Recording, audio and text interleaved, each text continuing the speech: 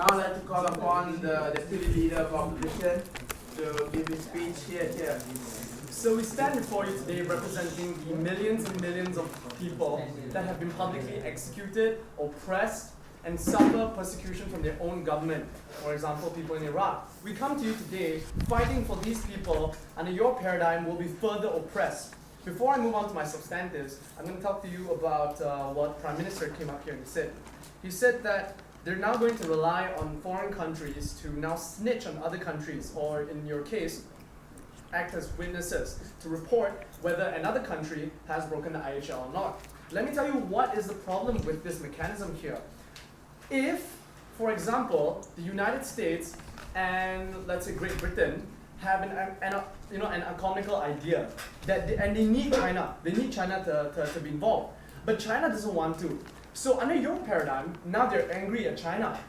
They're now going to create reports, false reports against China. And why will this work? Because people are like, whoa, it's US and UK, it must be true, right? But who's going to listen to Iraq, who says that UK, all those other countries have nukes? No, nobody's going to listen. So under this paradigm, you create a potential for abuse. This is the kind of national aristocracy that we want to abolish in today's society. Secondly, he said that he wanted to strengthen the IHL. Apparently, they don't know much of the IHL, but we already have an existing framework that punishes people who go against the IHL. And they have been proven to work. For example, my first speaker came up here and told us about the Nuremberg trials in Germany. Deputy Prime Minister came up here and his only rebuttal was on public shaming. Is it bad? He says, no, it creates a deterrent. My question to you is, prostitution, guns, drugs are prohibited in the majority of countries in today's society. Does this create a strong enough deterrent for people to stop using them? No. Instead, countries now go underground because you prohibit this. So they won't stop using it, and no, they won't stop breaking the IHL. Instead, they will go underground. Because we tell you that countries actually, for example, use landmines for very specific reasons. Yes? You say they will go underground, right? So once they are underground, isn't it harder for the IHL to find out about it, and won't they need the help of other third party to tell on them? And if the third party So we believe that the country themselves are what's this question? All right. I won't respond to that because that question was quite unclear. Deputy Prime Minister came up here and he told us that we're going to keep these people anonymous. We're not going to let countries be known. The accusers won't be faced. So if national aristocracy is not a good enough point for you not to do this, I tell you that the rule 187 in the second Geneva Convention already states that the accusees have the sovereign right to face their accusers. Yeah. China has the right to face whoever accused them. Right. So therefore, under your paradigm, you're already breaking the IHL. Now, both of you sit down. My first speaker came up to you and told you and explained to you how this existing framework already works. So PNAS, everything, Nuremberg trials, it all works. Then, now I'm going to tell to you about how this jeopardizes the citizens in the country that you now stigmatize. I'm going to talk to you on two levels here on the economy. So, for example, in North Korea, it has been known that every country now publicly shames North Korea for being such an autocratic nation, right? Led under a tyrant. What has this caused? Countries no longer want to have economic ties with North Korea. Apparently, all of you should know that North Koreans are struggling in their own country. Rural people now have to eat tree bark and grass. And they are fleeing to China and even South Korea. No longer do they want to stay in the country because their own country cannot supply food for them. They rely on foreign aid for food. Because you people stigmatize North Korea. Under your paradigm, we're going to create an even larger scale of poverty in today's global community. And on the fact of human rights here, for example, in Iraq, my Prime Minister came up to you and told you that it was the Ba'ath Party that started that started giving Iraq a bad name. How about the people who were not involved in the Ba'ath Party or involved in the Russian civil war, Iraq civil war? They instead were already being oppressed by their own tyrant. Now Now you oppress them, you discard neutrality, and now these people have no rights to the international humanitarian law. You further stigmatize these people that are already facing oppression. Secondly, this creates a potential for abuse. Right. Huh? Kartik. Alright, first you told us how the people of North Korea are suffering already. Don't you already know that because of the snitching by people who come out in North Korea? No. So please explain your stance, or whether you'll actually take the information from the snitchers or punish the snitchers. Thank you. Here's the thing, the United States of America and the United Nations never took any action or never came up publicly and said that North Korea is doing anything wrong. No, but why do we hear that today? It is because of these North Koreans that escape North Korea and come up and give their stories. So never was it any formal means of other countries snitching on North Korea. Rather, it was the own people of North Korea who came out saying that we've been oppressed. Please tell the whole world. Then the United Nations came out and started sanctioning North Korea on certain borders. We've already proven to you that there's no need for any country to come out and snitch on other countries. Furthermore, this creates a potential for abuse, or rather known as national aristocracy. And finally, I bring to you how this antagonizes other countries. For example, an IHL law is that you cannot use landmines. But we tell you that South and North Korea both depend on landmines to keep that border very secure. If there were no landmines, then we would have a problem of integrity, national security. But we tell you that once you do this, countries will not have to go underground because they won't take off their landmines. They need to know who's north and who's south. What are they going to do now? Do you think they're going to stop using landmines? It's national security versus the uses of landmines. They're obviously going to now go underground and not let anybody know they're using landmines. So this does not create a deterrent. And the very IHL that was there to help the people is now going to chase away people and chase countries to go underground. With that, we're proud to oppose. Under 9. Nice. All just go for 7 minutes 29 seconds. Oh, Yes. Yes, 2 minutes down. Nice one. New world record. Let's go. Alright, I would now like to call the government whip to present his speech. that wasn't even 7:53, you know. Yeah, It yeah. wasn't even Last 7:53. winner. Nothing.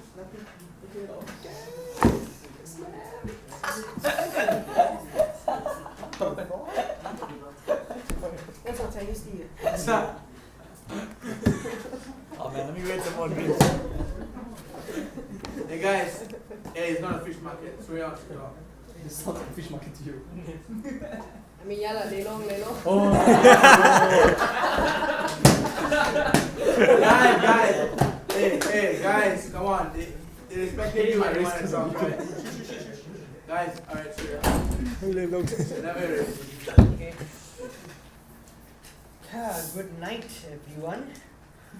Alright, so the motion today is this house would discard neutrality, name and shame countries that break IHL.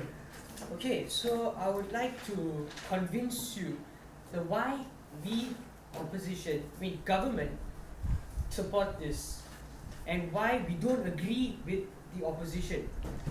Okay, Nishan came up and told us that we can't snitch without neutrality, right? Okay, let me tell you how can we snitch without neutrality. Well, neutrality is pretty much we say I and you are pretty much equal. I can be brave to comment, or I can be brave to tell him that he made this mistake and all that, right? What we opposition, our government want to do here is that we want these our people, no matter what standards they are they neutral or not neutral, they should be confident enough to come up and say that this person had did this and we want this person to be punished because they did this. Sorry. So you see, in this way and by this way, we don't give way to bullies and all this. So for instance, two countries are at war, and not at war. They are this country is bullying this country. We part of the IHL. We want this country to stand up for themselves, to say that this country has done this. You see, under your paradigm, we actually only we're actually trying to you are telling us that only with neutrality that you can snitch on another country. What we are trying to tell you under our paradigm is we are trying to disregard neutrality by even no matter what standards, no matter what standards they are or like not neutral, they should still be able to come up and tell them, no matter we totally discard the name and shame. Next, sorry. Now you come and Nishan, you came up here and told us that it is barbaric to name and shame, like for like it's barbaric and so on. Well, no, I disagree with that. Why? Is because I don't think it's barbaric. I think it's your right to speak up. Isn't it that's what we encourage from schools, from children to all this? Why? I'm speaking up. Sorry. Sorry. That's an exception for now. Alright, so sorry. So even in school, let's take it school for instance, right? They want the students to speak up. When they are bullied, they want the students to speak up, right? So that's what we want too. So we want the country to speak up. So we don't call it barbaric for us to like say this country has did this and all that. What information, sir? David Barbarian. Sorry. Okay, and we also point out and say this person. We want to point out and say that this person has done this and all that. Why do we want this? Under our paradigm, we are doing this. For instance, this person has stole money. Right? This kid has stole money, and we're gonna most probably like punish him, throw him out of school and all that. But if we advertise this thing, we tell people that this person has done this, other people can be aware that this person has done this. That this person has done this. We should keep away. We should try to not, try to like be away from that person. We can be, maybe when the person is next to them, we can always be safe and all that. So that's why we want to advertise. And for instance, the country has this country has a lot of this country has bullied this country. So we want this country. We would advertise. If we find out that this country has done this, we would advertise that this country has done this. Why? We want other countries to know that this country is a bully. Information, sir. Sorry. Hey. Take your seats and enjoy.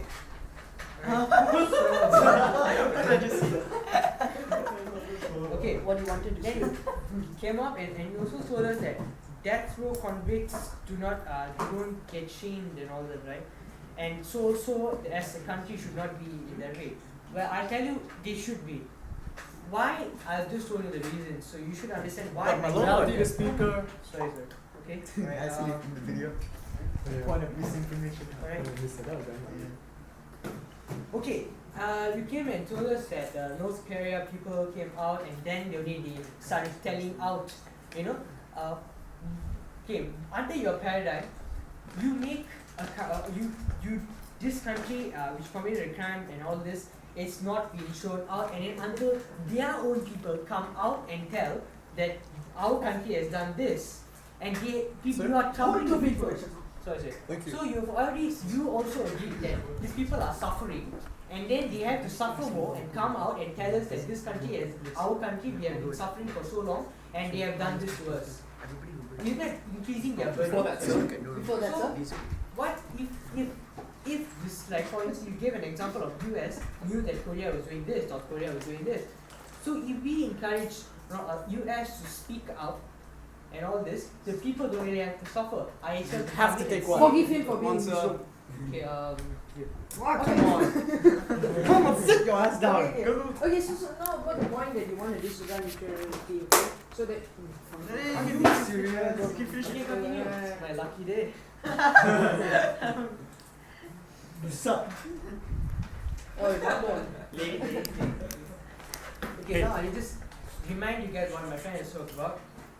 Dara came out and told us that countries should speak out, and that is why I brought up like kind of scratch points and all with what you guys have said, and why I'm trying to convince you that this house should disregard neutrality and name and shame countries that break IHL.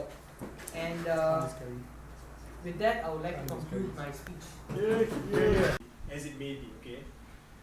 We all can agree on the fact that people will break the ICRC law, and there is no guarantee if you publicly shame this nation, they will not continue to break the law. There is no guarantee on that. But there is a guarantee when you publicly shame a nation, their people are going to suffer. Are you willing to take this possibility of a country not breaking the ICRC law with the guarantee of their people being shamed? Are you willing to do this? This is the major question. You guys have not answered us today. You're not no, thank you. Finally, let's talk about the enforcing of the ICRC law. Side government wants to enforce the supposedly weak ICRC law by public shaming. They feel that when you publicly Okay, if you want to discard this name and shame policy, how does it affect? Like, if you're with it, there's an effect. Without it, what's the effect? Without the it, community. Without the effect of the community the same it has been today, the neutrality will be kept constant, and countries will be brought to a fair trial with facts and figures which are shown to them, which are proven without the private sources being kept private. See, now what's going to happen is they're still going to be brought to a trial. They're still going to be probably, I don't know, but what's the difference now is the information that is going to be used against them in the trial will not be kept private. It will be shown to them and tell them, this is the people who have claimed what you have done wrong. Have you done this wrong? This is the difference between public shaming on what side government wants to do and what side opposition is striving for. Finally, the last question of this debate, enforcement of the law. Side government feels that the ICRC law is weak, but we tell you it's good enough.